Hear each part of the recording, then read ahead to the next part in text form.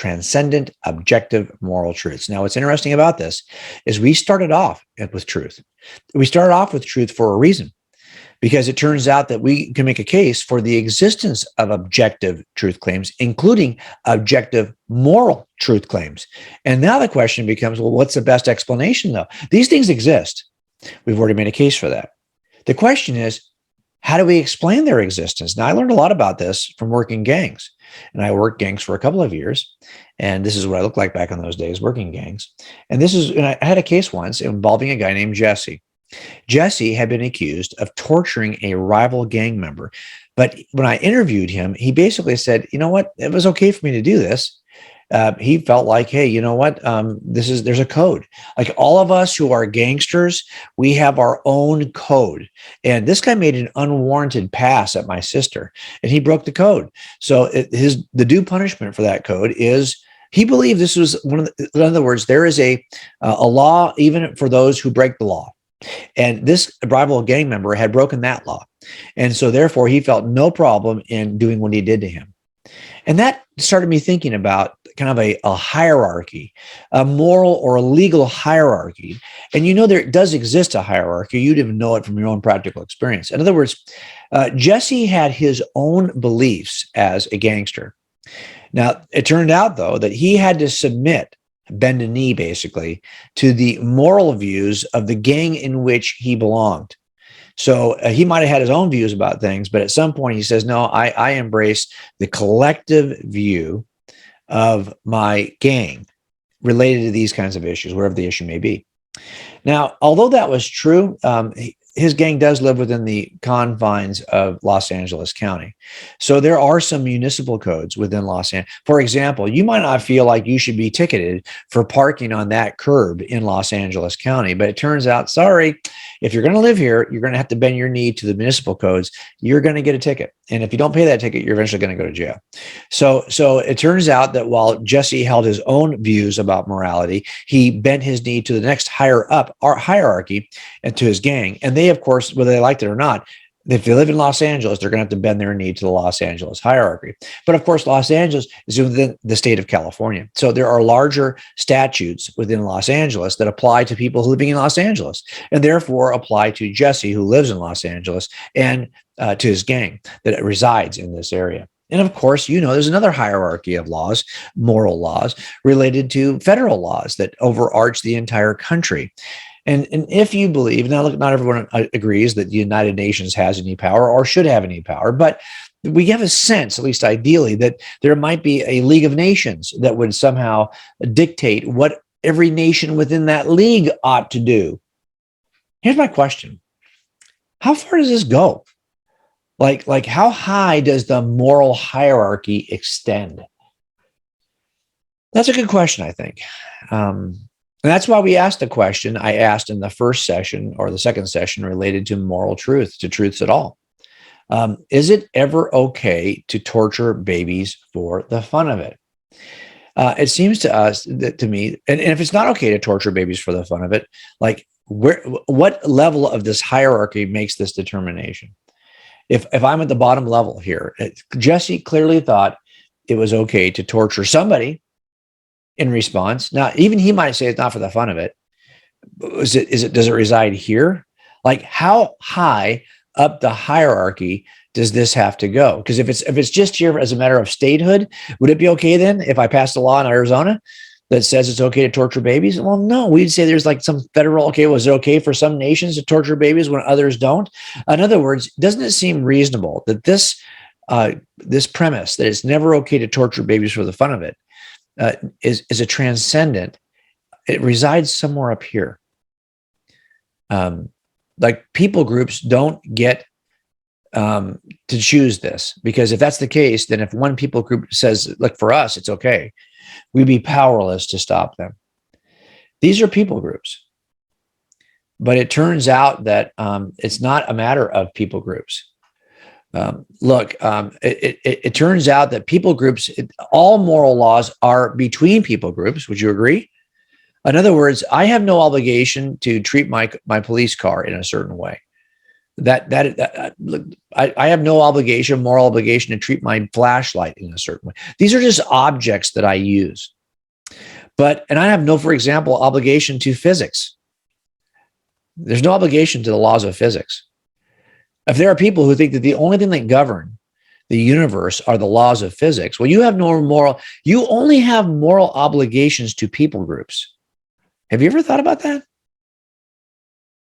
It's not just that there are objective moral truths. It's that the obligations we hold are only to other persons. You have an obligation to your partner who's in the car with you, even though you have no obligation to your car. Think about that. So my question is, if there is an objective standard for truth, like if the idea that it's not okay to torture babies for fun is objectively, transcendently true, that it does not reside in my gang, it's beyond my gang, it's above my gang, it's above the state, it's above the federal, it's above nations. If there is a Star Trek universe in which there are Klingons, it's not okay to torture Klingon babies for fun. This is actually something that transcends even other species on other planets. If that's the case, then the question is, this is clearly then a transcendent objective claim about morality. But since all moral claims are between persons, wouldn't it be fair to ask who is the transcendent objective person to whom we are feeling obligated?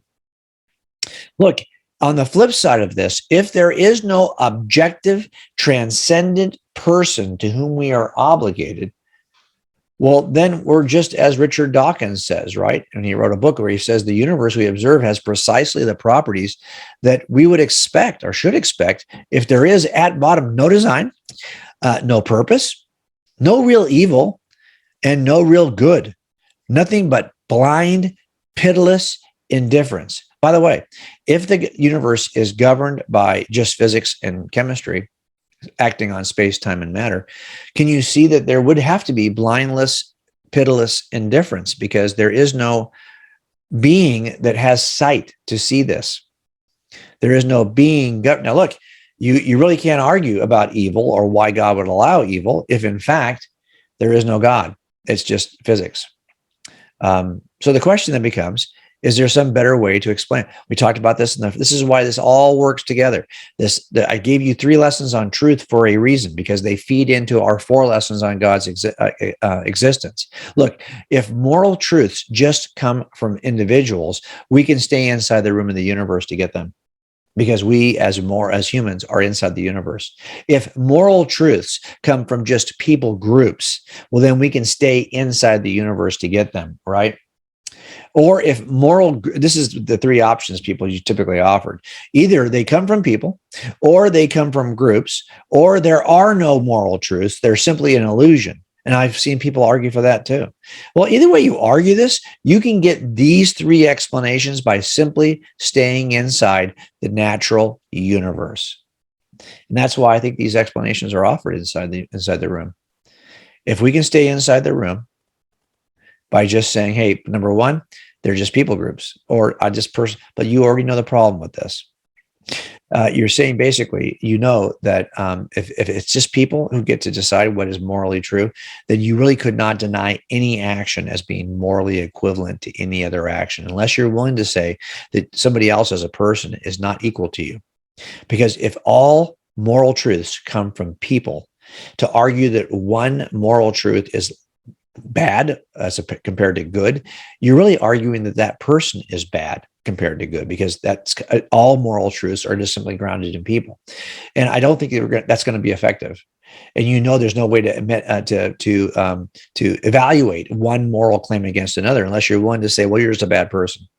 And the same is true, of course, for cultures. Number 1, that there are, you would basically, could you have a cultural, a moral reformer? If you're saying that all moral truths simply come from cultures, that means that the majority decides what's morally righteous and what's morally vile. But that means you could never have any reformers. Every reformer who comes into culture starts off in the moral minority. trying to convince the culture that the moral majority is wrong.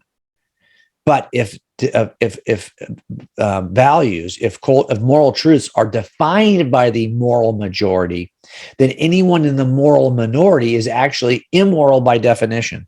In other words, there could be no true moral reformers if you're saying, no, whatever the majority says is true, even from a moral perspective, then why try to argue with that? You couldn't change it because by definition, you're starting off from an immoral position. Do you see the problem with that thinking?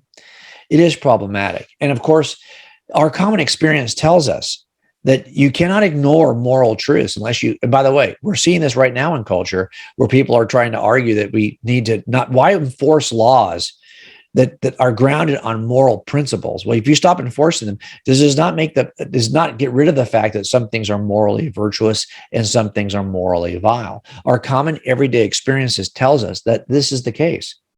You can ignore moral truth or deny moral truth exists, but you're doing so at your own peril.